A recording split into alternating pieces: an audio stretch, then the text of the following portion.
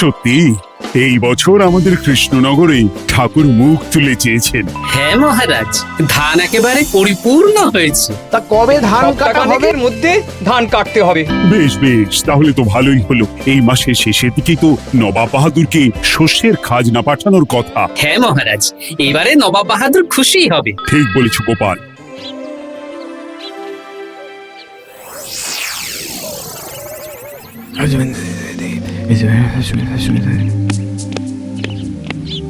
প্রণাম খাম্বাজরাজ। ওই তো কৃষ্ণনগরের মন্ত্রী চলে এসেছে। ও, এর কথাই তুমি বলেছিলে? হ্যাঁ, ওই রাজ্যের সব খবরাখবর আমায় দেয়। ইনি কে? ইনি হলেন জমিদার কেশকান্ত বর্মন, আমার রাজ্যেরই দক্ষিণ পশ্চিম গ্রামের জমিদার, আমার প্রিয় বন্ধু। নামটা বেশ অন্যরকম, কেশকান্ত। আসলে ওদের বংশ পরম্পরায় সকলের উন্নত ঘন কেশ আছে, তাই ওদের পরিবারের সবারও নামে একটা করে কেশ আছে। আমি খাম্বাজ রাজের সৌমিত্র এবং সুপরামর্শদাতা। কিছুদিন আগে আমার মাথায় খুব খুশকি হচ্ছিল, মাথার চুল পাতলা হয়ে আসছিল। কিন্তু আমার পরামর্শে একটা তেল মাখতেই মহারাজের মাথার চুল এখন ঘন হয়ে উঠেছে, আর কোনো সমস্যা নেই।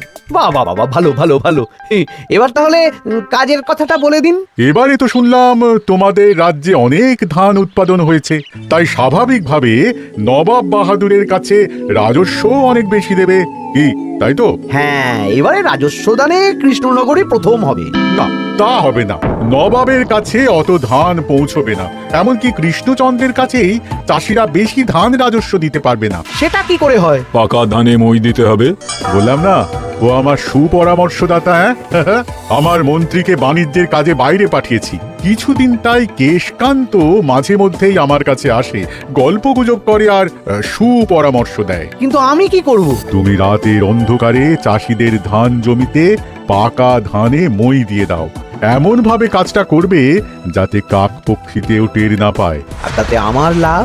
প্রত্যেক বছর নবাব রাজস্ব দানে বিজয়ীকে 3000 মোহর দেয়, আমি তোমাকে তার থেকে 1000 মোহর উপহার দেব। 1000 মোহর? হ্যাঁ হ্যাঁ, যাও যাও যাও, কাজটা শুরু করে দাও। আচ্ছা।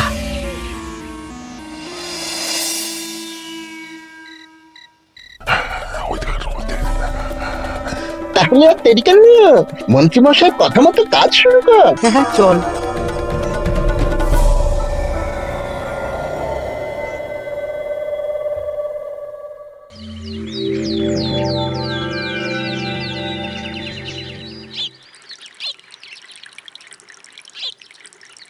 এবারে তো চাষাবাদ বেশ ভালোই হয়েছে।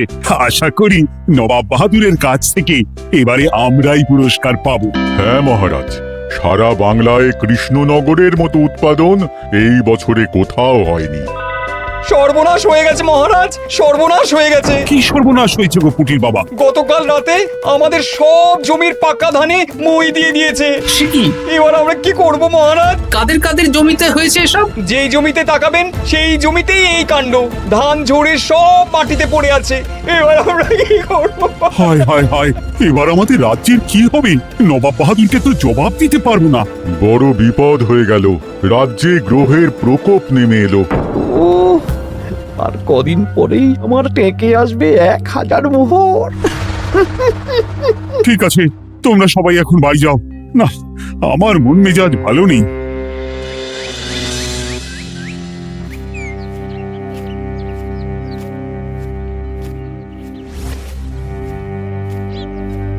ওগো, তুমি শুনেছো কি হয়েছে? পুঁটির মা হাউ হাউ করে কাঁদছিল গো। হ্যাঁ গিন্নি, পুটির বাবা কয়েকজন চাষি ভাইদের নিয়ে রাজসভায় এসেছিল। শুনলাম রাতারাতি কে বা কারা চাষ জমিতে পাকা ধানে মই দিয়েছে। কত বড় সর্বনাশ হয়ে গেল বলো?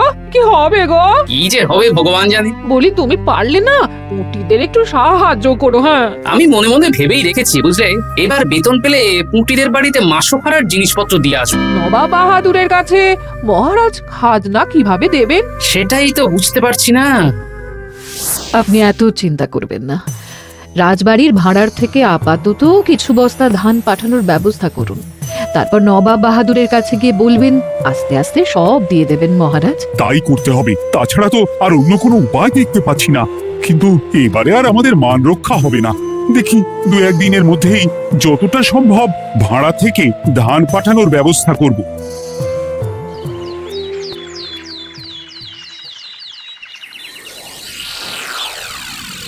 এই বছর 10,000 বস্তা ধান রাজস্ব এসেছে খাম্বাজ রাজ্য থেকে, 7,000 বস্তা ধান এসেছে বর্ধমান রাজ্য থেকে, আর মাত্র 100 বস্তা এসেছে কৃষ্ণনগর থেকে। তাই এই বছরের বিজয়ী রাজ্য হচ্ছে খাম্বাজ রাজ্য। খাম্বাজ রাজ্যের রাজার হাতে 3,000 মোহর উপহার হিসেবে তুলে দিচ্ছেন। আর কৃষ্ণচন্দ্র, তোমার রাজ্যের এরকম হাল কেন? এবারে আমাদের সমস্ত রাজ্যের পাকা ধানে কেউ বা কারা মই দিয়ে দিয়েছে। সেসব তোমার মাথা ব্যথা। আমার ধান কোথায়? 100 বস্তা ধান রাজস্ব, কম করে 800 বস্তা ধান রাজস্ব দেওয়ার কথা, কিন্তু তুমি তোমার কথার খেলাপ করেছো। এই বছর আমি নিরুপায় জাহাপানা। আমিও নিরুপায়। হয় তুমি আগামী 1 সপ্তাহের মধ্যে আমাকে 5,000 মোহর দেবে, নইলে কৃষ্ণনগরের সিংহাসন থেকে সরে যাবে। এত বড় শাস্তি দেবেন না নবাব বাহাদুর। আপনি অন্তত মাস 6 সময় দিন, আবার ধান চাষ করিয়ে আপনাকে প্রাপ্য ধান দেওয়া হবে। বেশি কথা বলছো কৃষ্ণচন্দ্র। তুমি 5,000 নয়, 6,000 মোহর 1 সপ্তাহের মধ্যে দেবে। বেটা গোপাল বেশি পাকা, অত কথা বলতে কে বলেছিল? গোপাল, এটা তুমি কি করলে? হায় হায় হায়! সর্বনাশের সময় যখন ঘনিয়ে আসে তখন বিপদের ওপর বিপদ এভাবেই আসে। আমার পাওনা। আরে এখন না, তোমাকে পাঠিয়ে দেব। ওই দেখুন, খাম্বাজ রাজের সাথে কথা বলছে। এখন বেশি কথা বললে কৃষ্ণচন্দ্র আর গোপাল সন্দেহ করবে। চলুন তো দেখি ওখানে গিয়ে কি কথা বলছে। কি কথা বলছো মন্ত্রী? মন্ত্রী আমায় বিজয় অভিনন্দন জানাচ্ছিল। বিজয় অভিনন্দন তো উপহার পাওয়ার সময় জানাতে পারতেন মন্ত্রী মশাই।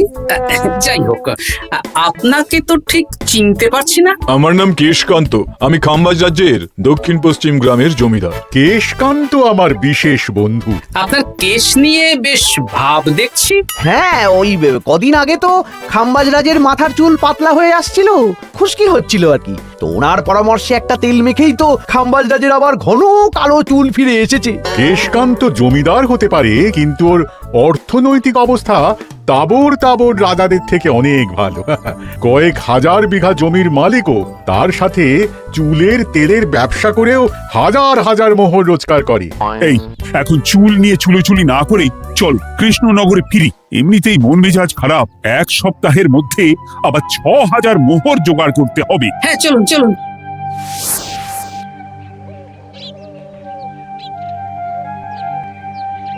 আচ্ছা মন্ত্রীমশাই, আপনি এই কেশকান্ত জমিদারের ব্যাপারে এত কিছু জানলেন কি করে? ওনার সাথে তো আমাদের আজই প্রথম দেখা। হাওয়ায় কত খবরই ভেসে আসে, সেরকম আমার কানেও এসেছিল। এসব বাদ দাও। গোপাল, মন্ত্রী, দুজনেই ভাবনা চিন্তা করো কিভাবে 6,000 মোহর জোগাড় হবে। পাকা ধানে মই পড়লো, এখন আবার এত বড় বোঝা। আমার কাছেও মহারাজ বেশি অর্থ নেই, সব মিলিয়ে মিশিয়ে ওই 150 থেকে 200 মোহর মতো আছে বাড়িতে। যদি বেশি থাকতো আমি আপনাকে নিশ্চয়ই সাহায্য করতাম মহারাজ। তাও করতেন কিনা সন্দেহ। তুমি চুপ করো। মন্ত্রীমশাই ওই লোকটাকে জানলো কি করে? এই লোকটাকে তো আগে দেখারই কথা না। না, ব্যাপারটা নিয়ে ভাবতে হবে। চলুন চলুন।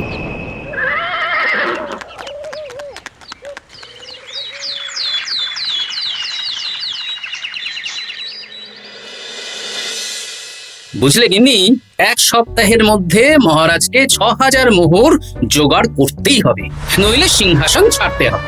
এখন কিন্তু আমাদের উচিত মহারাজের পাশে দাঁড়ানো। কিছু ভেবেছো কি? আপাতত আমার বিয়েতে পাওয়া আংটি বন্ধক রাখবো, আর তুমি যদি... হ্যাঁ, আমার যে দুটো গয়নাগাটি আছে ওগুলো বন্ধক রাখো, পরে আস্তে আস্তে ছাড়িয়ে নেবো খন। দেখি বাকি সভাসদদেরকেও বলবো, যে যতটা পারে। তারপর ভগবানই ভরসা।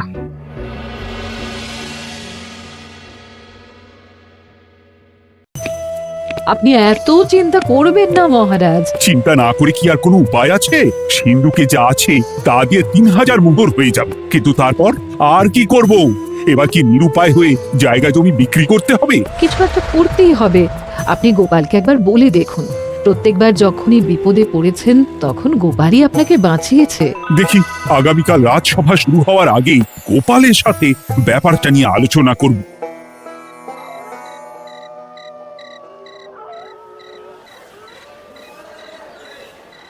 এই যে শেখরা, কি করছো?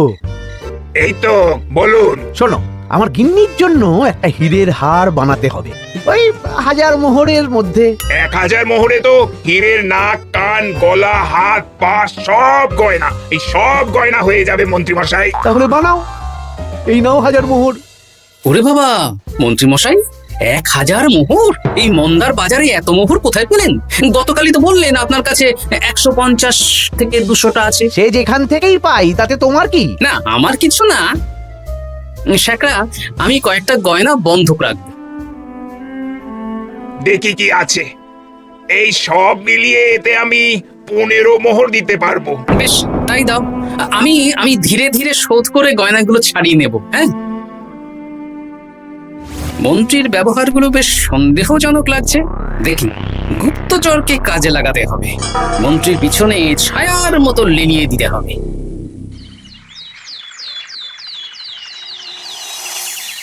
মহারাজ, আমি চেষ্টা করছি আপনার এই মোহর কিভাবে জোগাড় করা যায়, আপ্রাণ চেষ্টা করছি। দেখো, বা আমি 3000 মোহর পারবো, কিন্তু তার বেশি হলে জায়গা জমি বেচতে হবে, হাতে যে বেশি দিন সময়ও নেই। আচ্ছা মহারাজ, দেখছি।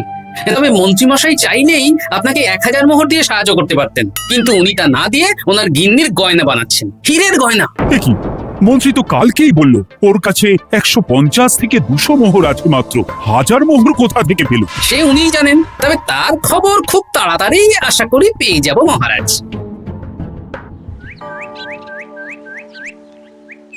কাজটা একদম ঠিক করলেন না মন্ত্রী মশাই। আপনার কথা শুনে আমরা সবার জমির পাকা ধানে মই দিলাম, কিন্তু আমরা একটা পয়সা পেলাম না। আপনি যে এই কাজ করার জন্য খাম্বাজ রাজার কাছ থেকে ওই 1000 মোহর উপহার পেলেন, সেটা দিয়ে গিন্নির গয়না বানাতে দিলেন, কিন্তু আমাদের বেলায় লবডঙ্কা। তোদেরকেও দেবো, একটু সবুর কর, আগে গিন্নির মাথাটা ঠান্ডা করি। না না, আমাদের এক্ষুনি চাই। আরে এক্ষুনি কি করে দেবো, আমার হাত খালি। আচ্ছা আচ্ছা, ঠিক আছে, এই নে 2 মোহর ধর, 2 ভাই ভাগ করে নে, পরে আরো দেবো। এটা কিন্তু ঠিক না। এসব আলোচনা খোলামেলা জায়গায় করা উচিত না। উফ, পরে তোদের সাথে কথা বলবো, এখন যেতে দে, বাজার করব, তারপর আবার রাজসভা আছে।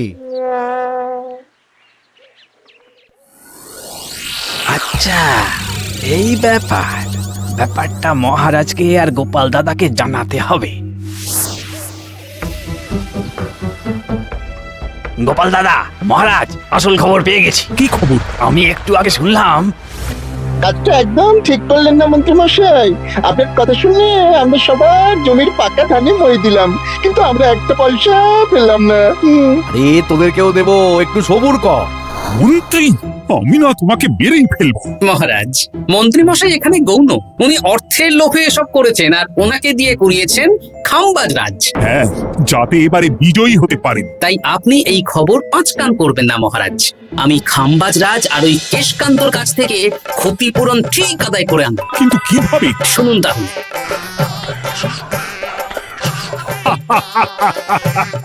দারুণ বুদ্ধি। তাহলে এখন আসি মহারাজ, কাউকে কিচ্ছু বলার দরকার নেই।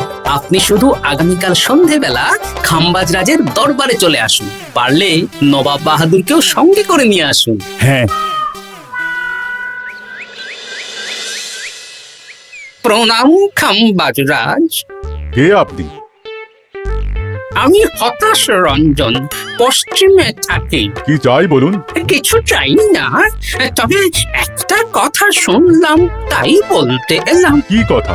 আমি শুনলাম মহারাজ আপনার মাথার চুলগুলো সব নকল। আমার এত সুন্দর চুল সব নকল? ফাজলামো হচ্ছে। আমি যদি প্রমাণ করে দিই আপনার চুল নকল, তাহলে কি? তাহলে আপনি আমাকে 100 মোহর দেবেন, আর প্রমাণ না করতে পারলে আমি আপনাকে 100 মোহর দেব। বেশ, দেখো, এক্ষুনি দেখো, আমারই তো 100 মোহর লাভ হবে। এখন না, আজ সন্ধেবেলায়। বেশ বেশ, তখনই এসো। এবারে জমিদার কেশকান্তর বাড়ি যেতে হবে। জমিদার মশাই বাড়ি আছেন?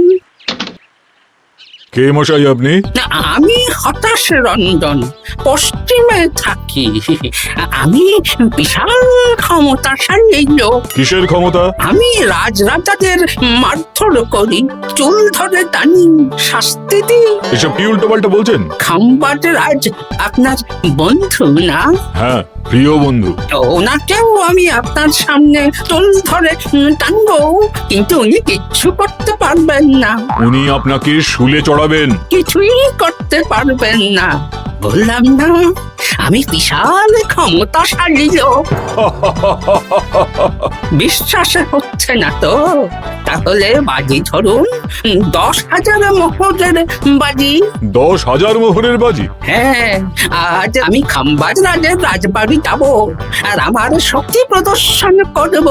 ওনার চুল ধরে টানা হেঁচড়া করব, ওনাকে আহত করব, কিন্তু উনি আমাকে কিছুই করতে পারবেন না। বেশ, রাজি। বাজি 10,100 মোহর দিতে পারবেন তো? হ্যাঁ, আমি বাজি হারলে আপনাকে দেব 10,100 মোহর। দরকার হলে ওই কাগজে কলমে লিখিত পরিত করে নিন। বেশ, তাহলে তাই হোক। কিন্তু হ্যাঁ, একটা কথা, আমি শক্তি প্রদর্শন করার আগে থেকে প্রক্রিয়া চলাকালীন সময় পর্যন্ত আপনি খাম্বাজ রাজের সাথে কোনো কথা বলতে পারবেন না। বেশ বেশ।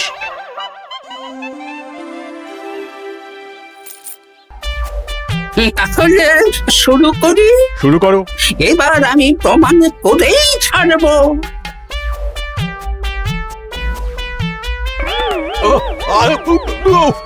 লাগছে লাগছে বাবারে, লাগছে এই সে- লাগছে এ তো সত্যি সত্যি চুল ধরে টানছে। লাগছে লাগছে বাবারে,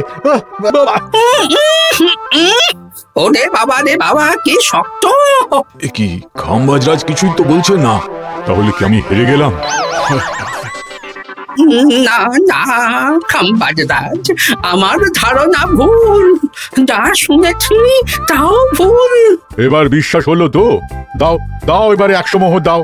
দিন কেশকান্ত মশাই, আমাকে 10,100 মোহর দিন। এ কি, ও তোমাকে 10,100 মোহর কেন দেবে? ওনার সাথেও তো বাজি ধরেছিলাম। কি বাজি? আপনার এখান থেকে বেরিয়ে এবারে দিন তো দেখি, সব কাগজ কলমে লেখা আছে। এই নাও। হায় হায় হায় হায়। সাবাস গোপাল, সাবাস, তুমি আমার মুখ রক্ষা করেছো। গোপাল, কৃষ্ণচন্দ্র, নবাব বাহাদুর, আপনারা? হ্যাঁ, আমি গোপাল। এটা ছাড়া আর কোনো উপায় ছিল না খাম্বাজ রাজ। আপনি আমাদের মন্ত্রীর মাথা খেয়ে যে জঘন্য কাজটা করিয়েছেন, সেটা তো আর প্রমাণ করতে পারতাম না।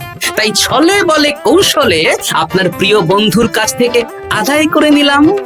হ্যাঁ নয়, হ্যাঁ।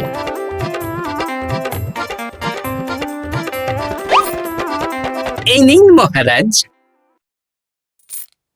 এতে কত মোহর আছে? 10,100 মোহর। এর থেকে 100 খাম্বাজ রাজকে দিন, 6,000 নবাব বাহাদুরকে, আর বাকিটা আপনার কাছে রাখুন। এত ধান নষ্ট হলো। কৃষ্ণচন্দ্র আমাকে সবটা বলেছে, আর ওর মন্ত্রীকেও নিয়ে এসেছি। ধোলাই খেয়েই সব বলে দিয়েছে। এই, কে আছো? কৃষ্ণনগরে মন্ত্রীকে নিয়ে এসো।